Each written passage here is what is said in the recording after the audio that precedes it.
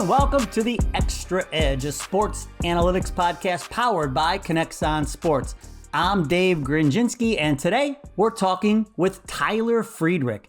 Tyler is in his 7th year at Stanford University. He oversees all strength and conditioning and sports science initiatives for Stanford's Olympic team, Olympic sports, but it doesn't stop there. He also designs and implements sports performance programs for women's volleyball, beach volleyball, women's rowing, and men's gymnastics. And prior to joining the staff at Stanford, he played a big part in integrating sports technology at Arizona State University. Busy man, Tyler. Thanks for taking some time for us and fitting us in your schedule here on the Xtra Edge podcast. Of course. Thank you. Looking forward to having a chat. So your work with the women's volleyball team does not go unnoticed. Stanford, according to the NCAA, is the most successful program in Division I women's college volleyball history with 9 national championships. You're coming off a 29-4 regular season. You only lost 1 game on the road. You made it to another regional final. You've been Pac-12 champions 7 times, including the past 2 seasons, and you've made 23 NCAA Final Four appearances.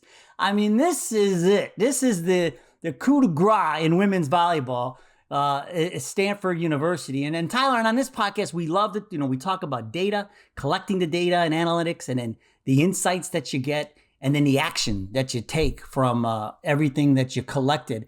So I'm very curious to find out. Let's start with the data. Did you find sports data, or did sports data find you? I think there's a little bit of a two-way street on that one. I mean, I have always been just really interested in ways that we can find an edge, like what little pieces are out there that we can add to our arsenal to give us, that extra edge on the opponent. And so as I progressed in my career, that's kind of been my mindset, is like, what's next? How can we push? Where do we get better? And so that probably started the search, on the other side of things, like the technology, the growth of social media, all of these things has made seeing what people are doing, affordability of the tech, much more accessible. And so I think with more accessibility and my interest in merging the two between like your traditional strength and conditioning and then merging that with sports science, I think we kind of found each other. And as my worlds have collided over the last 5 years pretty heavily, I was kind of edging through and finding how I can take this information and make it applicable to our settings, and then kind of have this like back and forth where, we're leaning on the science heavily at times and leaning on, traditional strength conditioning practices at other times. So it's been a very nice, I feel very comfortable with where I'm at in terms of like that give and take of the two sides of it. But do you remember your first exposure to it? Was it before Arizona State, or was it at Arizona State? I mean, it was probably like at Arizona State. I mean, there were only a few schools, in 2010, 11, 12 that were kind of using this effect, like at some level. We did a few demos of it there. So that was like the hard, like big data sets. But other things like wellness surveys and RPE scale, that stuff was becoming more mainstream. Not saying people weren't doing it before, because these Borg scales or Likert scales have been around forever, but it was being seen more like in the strength and conditioning setting at a high level. And so that's kind of where I started to kind of really see where we can do this, and like just kind of understanding how to manage workloads, how to use these insights. Force plates then were still a little bit on the periphery, I would say, just in terms of you could access force plates, like access software, but the two didn't always work together, or you needed like a very robust software to break down this data. So I think that's early on for me in my career. I mean, I was lucky at Arizona State, like it, Power 5 institution, had the resources willing to dedicate to stuff like this. So that helped with the exposure.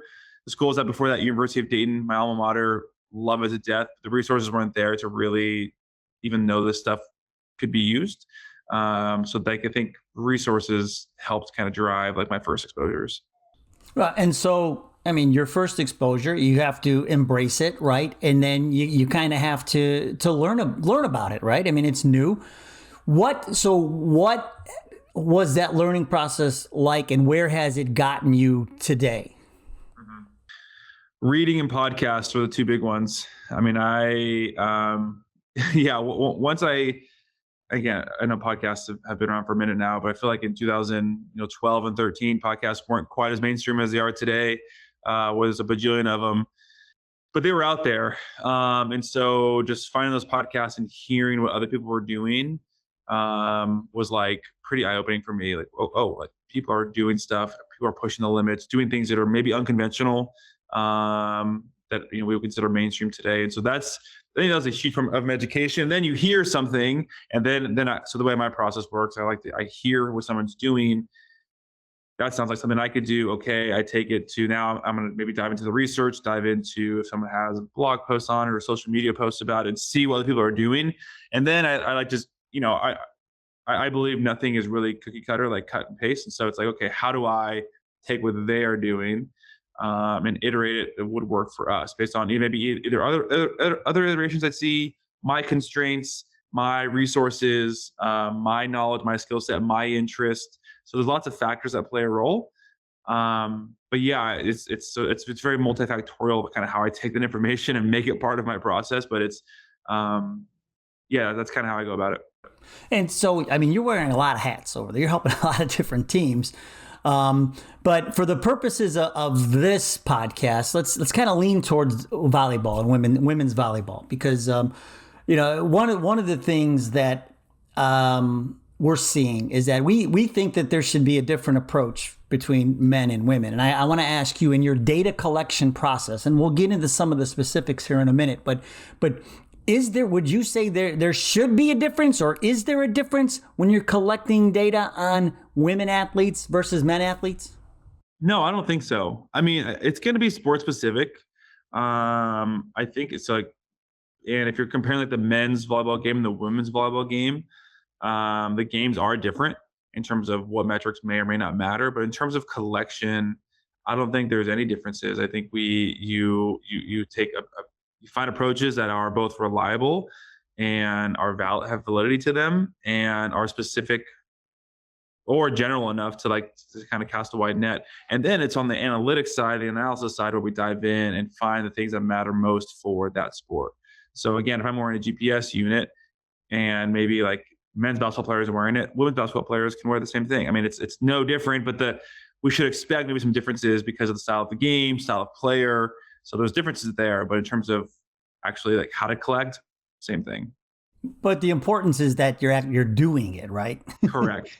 Well, yeah, you can't have data if you don't collect data. Yeah. And I tell this to my staff a lot is, even if you aren't sure what to look at, even if you aren't sure what matters, you'll learn those things, but you can't go back and do a retro analysis if you don't have anything collected. And so I push hard, like just at a minimum, get stuff in the door. And if you don't have the bandwidth, the knowledge, the skill set, the desire right now, that's okay, but push yourself to get there. And then you can always look back on data later. Because I've seen, and I was someone like this as well. It's like once you kind of identify something that's important, either a piece of technology or a certain metric, and you start going down that rabbit hole with it, and you realize like, I've been training this team for 4 years. I'm missing 3 years of data on this. That's a huge miss. So I just tell people, like, don't make that mistake. It's okay. Just like get the stuff in the door and then figure out later like what matters. So speaking of the data, the metrics that you like to look at, I always like to ask people. Phil Lieneman, he's an NBA guy, and he coined the phrase, and I stole it from him, the metrics trifecta. I love it because there's so many different metrics out there that you could follow, but it's probably a little easier if you can narrow it down to a few of your favorites. For you, what would you say is your metrics trifecta? What are the top three that you say that, let's say, you just couldn't live without? Yeah, it's difficult because it actually will be the time of year dependent. But if I could not live without some sort of workload number, so like for our volleyball team, it's KINEXON's accumulated acceleration load. We just call it load, so we can manage practice volumes. And then the two other metrics I like come from force plates. It's going to be vertical velocity at takeoff, so how fast they're jumping, and then peak power relative to body weight. Those are the three that if I, can look at those three, they kind of work in conjunction with each other. There's relationships there, but also I can manage practice loads and also get an idea of training status and output ability. So those are the three. If I can only be limited to three, those would be the ones I couldn't live without.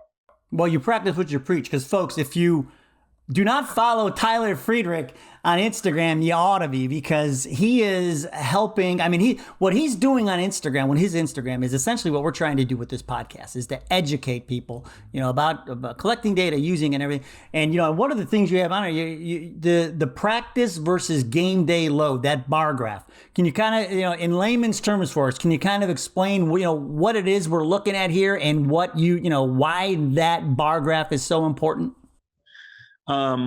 Essentially, does our training match what a game looks like? Knowing that the game is theoretically the hardest thing they will do. So, hardest thing that they'll do. Are we training to meet that demand, essentially?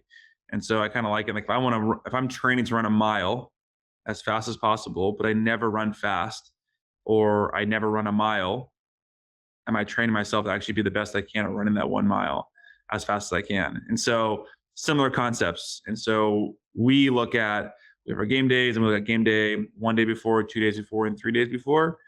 And so for us, like days 3 days out and 2 days out are our hardest work days. And so we want to make sure those hardest work days, both from a volume and intensity standpoint, are in the realm of what a game looks like. So that on game day, we're not like, oh, we've never even been exposed to this before, because that's when you're at risk for injury. And so we think of everything as training, even games, which I know can be controversial or whatever. But we want to make sure our training is matching, and preparing us for like the critical moments, which is the games.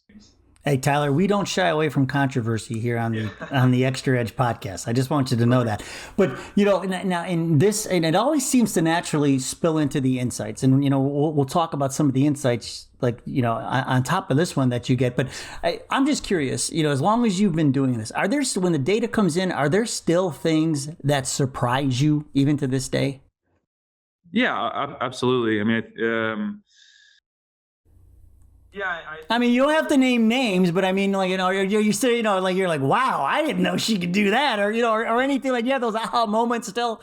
For sure. I mean, as the years have gone on, and I just understand the context better, when you see things where people just do things that are really surprising. Like we have a freshman on our volleyball team right now, Jordan Harvey, and she is a very explosive and strong athlete. And she comes in, and we have years of numbers on our athletes from our first place and things like that. And she comes in and she's topping the charts across the board, basically. And she's a relatively untrained, very raw athlete, and what she can do just coming in, the outputs, it's just like, wow. So I think that kind of surprises me more so versus a certain metric being I didn't know that the value of a certain metric per se. Not saying I know everything, because I definitely do not, but I feel as the years have gone on, I've kind of dialed in what metrics are a little bit unreliable, which metrics are reliable, which ones kind of tell the story a little better. So it's when an athlete does things that are incredibly well or incredibly poorly. I think those are the ones that kind of jump out. It's ooh, I didn't think we would be this good, or ooh, I didn't think we could be this bad, and both of which have their challenges, and both of which excite me for different reasons, to be honest. And so that's probably the most surprising. Yeah. But that it just tells you the power of this, the information, that it provides. And it's a perfect segue. You're talking about how, you look at some metrics, and over the years, you've kind of figured out, which ones you can rely on and which ones you don't. Again, I go back to your Instagram, where you're talking about the vertical velocity at takeoff. And you say, look, it's key. Don't get me wrong. I get it, but you're like, don't underestimate the need for force. So, for a coach who, thinks right now I'm speaking French to them, because we find a lot of there are a lot of coaches that just, are still kind of figuring all this stuff out. So what does that mean? The takeoff velocity versus the need for force. So when we think of power, a lot of people say this athlete is powerful, or you need power to jump. And we know this, peak power during jumping, especially relative to your body weight, will determine jump height, essentially. But power is force times velocity. So to me, and maybe this is very generalizing, but there's two: you need force and you need velocity. And obviously, if both of them improve, like power should go up. What we've noticed over the years is we have athletes who are either force dominant or velocity dominant. So like me, like I played offensive line in college. Like I'm a force dominant athlete. I jump very slowly. It's pitiful. We have other athletes who, like your springy, really explosive athletes we would classify them as more velocity dependent. And what we've seen with our data, but it's in the research, like vertical velocity is everything at takeoff. Like if you are jumping slow, you will not jump high. And that's just simply because the effect of gravity really is what you haven't overcome that effect of gravity. So we know jumping fast is important. That being said, if we're improving speed, but force is either staying the same or going down, like the gains we can make aren't nearly as impactful or noticeable as they could be if we improve both. And so the way we're kind of thinking about it is like there are moments of time where we want to improve force and we're okay with velocity not improving. Other times of year, we want to make sure that we're hammering the velocity. So we kind of build. So I like to build the force base first. So strength, work on the strength side of things. So the capacity of the muscle to produce high amounts of peak force is up. And then we can say, okay, now convert that to moving that high amounts of force as fast as possible, which should improve vertical velocity. The next step, what we're trying to get into is maybe beyond your question is, are either way of the spectrum, or force dependent or velocity dependent, are we at risk for certain injuries? You know, like if I'm a springy athletics kid, athlete who has high velocity outputs that most of peak power is based on is velocity based. Are they at risk for certain types of injuries because they don't have the force to back it up? And then vice versa. If I'm a big force producer, but it can't move quickly, I'm lacking rate of force development, am I at risk for certain injuries? And so that's our next step. And I know it's beyond your question. I'm really excited about trying to go down that rabbit hole and figure that out and correlate to some injuries. But so anyways, go back to the beginning. That's what I think about with force and velocity. Like it's nice pendulum. We need both to maximize power. But bottom line, you're not jumping high if you're not jumping fast. Well, and I think another thing that I love, the line graph that you put, if this, like when you get into the insights, like this to me is easy a way to understand, you're collecting data and then you get insights, but then you see results. That line graph you have up there on jump performance, the jump height performance, like says it all, because all you see is that line just gradually going up. Can you talk, can you give us a little background on that graphic? Yeah, so that graphic is I'm looking at it right now, so I know what I'm looking at here. Yeah, so that graphic is a calendar year, January through December of a singular athlete. And it's kind of just looking at where this athlete started and then where she ended at the end of the season. And the way we do things is early in the year, we're force-based. So we see a little bit of lower jumping, which we're okay with because we're not really trying to maximize jump height. We're trying to maximize, again, like I said before, the capacity of the muscle to produce force. And as we kind of edge more towards the end of the spring, into the summer, then into the fall, that kind of changes a little bit. And now we're putting more emphasis on jumping speed. And so what I love about the graph, and this athlete in particular, is one, she put in a lot of really good work to get to this point. But also like at the end of the season, like we are jumping our best, it's showing that like the methodology is working, or there's something there at least. And then it's really great to see someone develop, over a calendar year, even through a season of, hey, like we can still train hard and train to maximize certain qualities, even when our volleyball volume is really high, which I think is also kind of a misnomer in the world of sports performance. I think also in the world of volleyball, it's like, we shouldn't be training hard in season, but like we look at it completely different. We think in-season training we can target certain variables, we can target certain outputs, and I think this is one example of how like we can develop an athlete even when they're playing a ton of volleyball. Well, and that sets us up to talk about the actions, some of the things that you guys do to get your athletes to this point. But before we get to there, you mentioned it. Like you can have all the data and analytics in the world, and you could take it to the players. But if they're not putting it into action and doing the work, nothing will come of it. And I've heard similar stories like this where, yes, the numbers have gone up, but there is a lot of work, individual work by the athlete that goes into this. Is that fair in saying? Yeah, of course. I mean, and some athletes will and every strength coach has experienced this. Some athletes will get stronger just by looking at weights, especially as they come in and 18 years old, like they'll just by doing anything, they get better. Some motor patterns get more refined. And just the training's a bit more targeted and specific. Like you'll see a lot of improvements. What we do here, so we see that too, but that eventually kind of comes to an end. Like that those benefits kind of come to an end. So what we're doing here is we're trying to educate our athletes every step of the way as to why we're doing what we're doing, what the expected outcome is, and then we share their data with them on a very frequent basis. And so we can reinforce, like we were trying to work on strength output, and your peak force number went from Y to Z, and so we try to show them, like, look, here's the fruits of your labor. And even though jump height maybe didn't go up, and everyone understands jump height, they want it to be higher, especially in a sport like volleyball. I think any sport likes higher jumping, but so even though jump height may stay the same or even go down, it's like, look, like it's okay. Like, here is what improved. And so now we're setting up the next piece. And so, and we are very diligent with our education of athletes, which I think does keep them in the fold.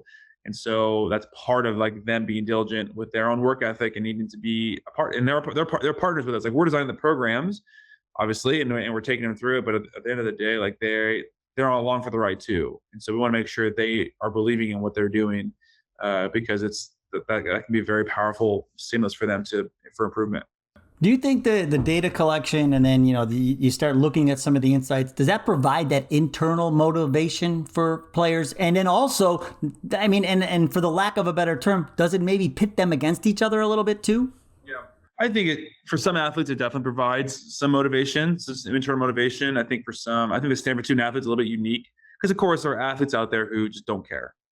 At Stanford, we just tend to get a lot of athletes that are results driven. I think just the high academic standards of the university kind of just lend itself to that. And so because of that, they want to see the results. So it's a little bit easier here, just, admittedly, that athletes are willing to see the information. They want to see progress. They want to see improvements. And so that makes life a little bit easier. I don't know if it pits them against each other per se. At times, there's definitely a competitive nature. We're not really trying to create that. Some of our teams do, but we're like in volleyball, like we don't really try to create like, here we go. But it definitely comes up. And when it comes up, like I want to foster that. Like I want a competitive environment. I'm not like, hey guys, come on, everyone's their own end of one. No, like we're fostering that. But at the same time, like I think the athlete just really wants to see their own personal progress and see how like they're continuing to improve. And so, yeah, I think that's our athletes are very intuitive, which is cool. Like they want to know what's going on, which is awesome. All right, now that they know, now let's talk about what they can do. Let's get into some of the action. And I see the videos that you're posting. I mean, you've got your athletes doing squats with giant chains on the bar, not just weight plates, but you got chains and things hanging off. And I see a lot of squats. So talk about like what both in the weight room and then even on the court, whether it's drills and things. What are some of the things? You don't have to give away any secrets, but what are some of the things that you do that you just think are extremely beneficial for volleyball players in particular, or maybe just athletes in general? Yeah, I mean, there are no secrets. I think what I do is very simple training for the most part. Like, again, I'm targeting force or velocity, and within that realm, there's like different caveats. But like basically, force is strength. So like, how do you get stronger, essentially? And that's when like the chains come into play. So we will spend a chunk. Well, we go to the beginning. We first spend our off season doing like a lot of isometric work, and that's just to have more time under tension, kind of just bring them back up to speed after like a long winter break. We'll do that for 3-ish weeks, laying the foundation, essentially, is how I look at it. Like we want a strong strength foundation. We want them to be like, it's like kind of build up. They get really sore the first week, as every team does, and they come back from break. And so it's nice because we can get them really sore. We know isometrics is good for their tendons. We know it's going to increase muscle tension. So everything about it is great. So we do it for 3 weeks. We transition that to an eccentric phase. So that's like, if we have our foundation of the isometrics, this is like the framework of the house, right? This is like I think of the eccentric work as like making sure the house doesn't blow down if there's a strong wind, if a gust of wind. So we want to make a really strong framework for the house. Eccentric strength especially in a jumping sport. We want to be able to create strength eccentrically, so that we can get more force coming back up the other way when we do jump. And also the other analogy I use for this is like, we're just trying to, ultimately we want to be cannons. We want to be explosive athletes, but you're not going to shoot a cannon out of a rowboat, right? So we're building a strong, robust aircraft destroyer thing that we can just, make them really strong. And that's our eccentric work.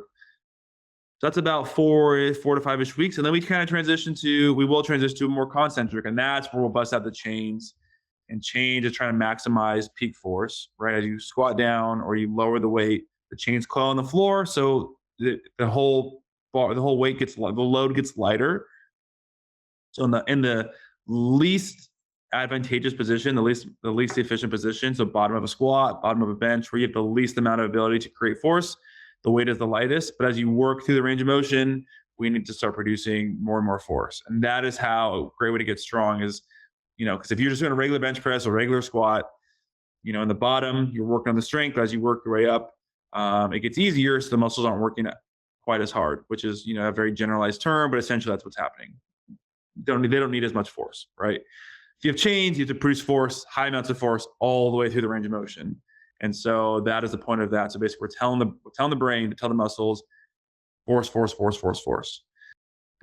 then we build a nice force base. We're strong now.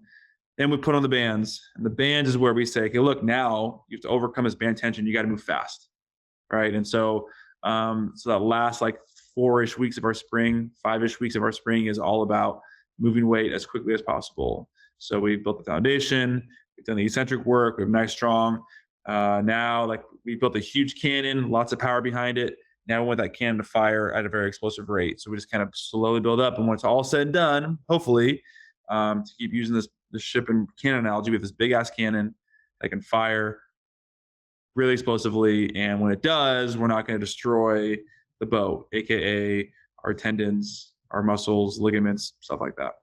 That's a great analogy. I wrote that down. That is I love that though. But see, this is why you're here, Tyler. To put that, to paint that picture for us, and I really appreciate that. One thing, there's two things that as we're rounding third here and heading home, but I want to address two things. One, I think the simple answer when somebody says, or they hear sports analytics or sports data analytics is, they must get some stats and stuff from the game and then look at it. And, but what I think the more complicated answer is this is year long, right? I mean, this is off season, in season. This is all year long. You're taking this data, collecting it, and applying it, whether, like I said, in the weight room, or on the court. Correct? Correct.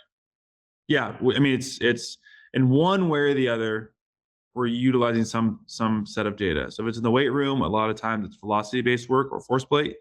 So we're getting data on how quickly they're moving the bar or how slowly, depends on what we're working on. And we're collecting force plate data to see what their outputs are. And then when on the court, we're looking at external loading metrics. And the external loading metrics are probably the bulk of our year in terms of what we're looking at, especially in season, because that's how we're managing practices. That's how we're managing workloads. If we have reserves to do more work, all these things inform so much of what we do. Our weekly practice structure is informed through our data from KINEXON. And even then also our recovery modalities as well. If we see consistent high loads or we have back-to-back high games or whatever the situation is, we can say, look, our athletes are probably blown up. So we need to change the way we recover, or maybe change what we do in the weight room because of these numbers. Now, yeah. So we believe that if we are managing practice loads correctly, the high loads of games and the high intensities of games aren't as impactful because we're trained for it. So it may or may not affect a recovery or a planned weight room session. But we definitely have made those changes if we see we see our athletes just kind of get blown up, which happens. I mean, especially in volleyball, a 3-set match can be 90 minutes. You play a deep 5-setter, it can be 3 hours, and so, and you may have those back to back. And so it may change your whole plans, which is, long story short, data is year long for us. What we're looking at, what we're focused on will change. but it drives a lot of what we do. Now, are we tied to it? Are we hamstrung by it? Absolutely not. Like, it is a informative piece of our puzzle. We lean on it heavily, but I wouldn't describe us as like, ooh, the data says we should do this, so we have to do it. Like, we, as coaches, and I'm speaking for myself and our head volleyball coach, who's into the stuff to the nth degree. It's amazing. He loves it. We use it to inform decisions, but I wouldn't say we're hamstrung by it in any way, shape, or form. It's a tool. That's one of the best ways I've heard this. You picture your toolbox, right? And this is one of the tools you have in your toolbox. The one thing I wanted to go back to that you said earlier is that you found that you've developed this in season. You train harder than you do in the off season. And again, you don't have to give away any secrets, but what led you to that thinking? Because I just think that's a little fascinating. The genesis of it is there's a lot of factors that have played into it. Like, we, I don't know where to start. Yeah. So marrying up like the importance of strength training and the importance of practicing hard at volleyball is difficult for a lot of people to do. And my head coach and I, like, we just kind of talked through it. We talked through what kind of training in the weight room, what could be effective. How should we be training on the court? How do we maintain fitness? How do we train our athletes' bodies to handle the loads? And I think we both like knew what the right answers were. And I think we'd both been like, he had just come to Stanford in 2017. I had gotten here in 2016. I think we had different situations where maybe we couldn't really align. Like, we knew what we wanted to do, what was right, but either personnel dependent, situation dependent, whatever the reasons were, neither situation really aligned up. And then when he came here, we basically like got on the same page day one. Like, he talked about training. I'm like, I wasn't talking about training. You know what I mean? It literally was a conversation. He's like, I want to train hard. I want to do this. I was like, I was going to recommend the same thing. And we were off to the races, right? So that's kind of like how it started. It did evolve. It has evolved over time. Like, we've kind of adopted in the weight room this like microdosing model, a high frequency strength training, or whatever you want to call it. So we're lifting weights every day in season, 6 days a week, as frequently as possible, which led to, okay, how are we going to be precise with our training? What matters? What days of the week? What do we do at the end of the week? Which evolved to practice planning. What days need to be hard? What should hard look like?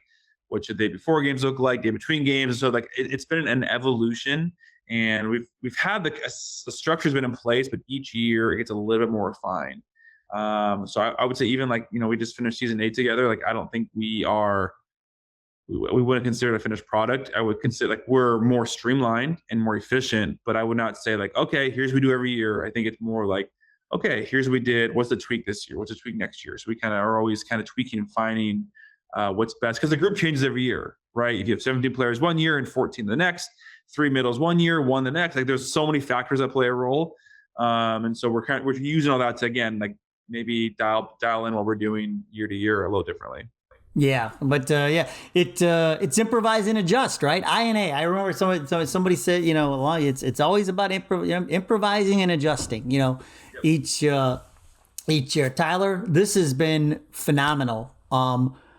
The conversation, one last action item for you. And obviously, I mean, you're the coup de grace. I mean, Stanford women's volleyball. I mean, you don't get any better than Stanford women's volleyball. But let's say there's a coach out there, maybe at a smaller school, right? And they're like, boy, oh boy, I'd like to, okay, I got a little extra money. Maybe I might be able to get a system, but there's no way I could keep track of all this stuff. Right?